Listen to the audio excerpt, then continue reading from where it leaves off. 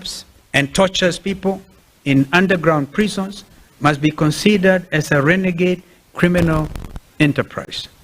And this in accordance with the ICC's Rome Statute. And for the avoidance of doubt, the Director General of NSIS could not be held responsible alone. The ICC statute talks about the person bearing the highest responsibility. And that is not Nuruddin Haji, that is William Samoei Arap Ruto. The People's Loyal Opposition will not sit back and allow this disgraceful attempt to take us back into the dark days of fear and oppression. We shall lead from the front. You've actually demonstrated leadership from the front because you've been in court. We'll fight them in court, we'll fight them in the streets, we'll fight them everywhere. We demand that Mr. Ruto respects Kenyans and the oath of office he has sworn to preserve under Kenya's Constitution 2010. We also demand the immediate release of the remaining abductees. We actually have a date on the 27th with the Inspector General of Police, Mr. Kanja, before Justice Bahati Namui. And they know what the ruling was by Justice Bahati. If they will not show up on the 27th, he will cite, convict, and sentence on the spot. So nobody's above the law. Not even Director General Kanja or Director DCI, Mr. Amin.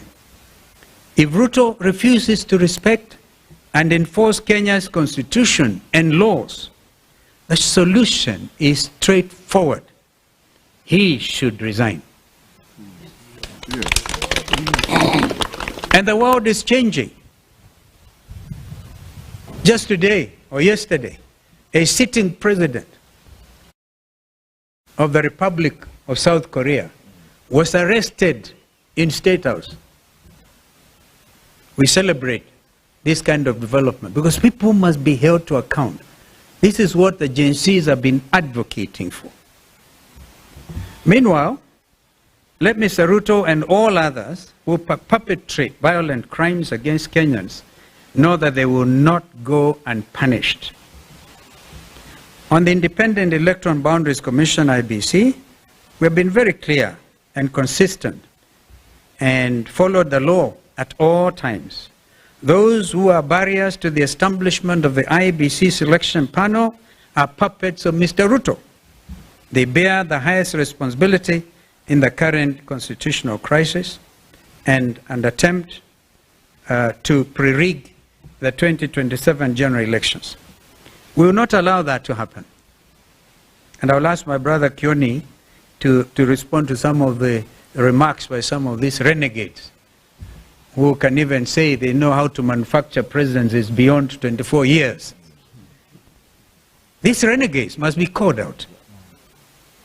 Lastly, for avoidance of doubt,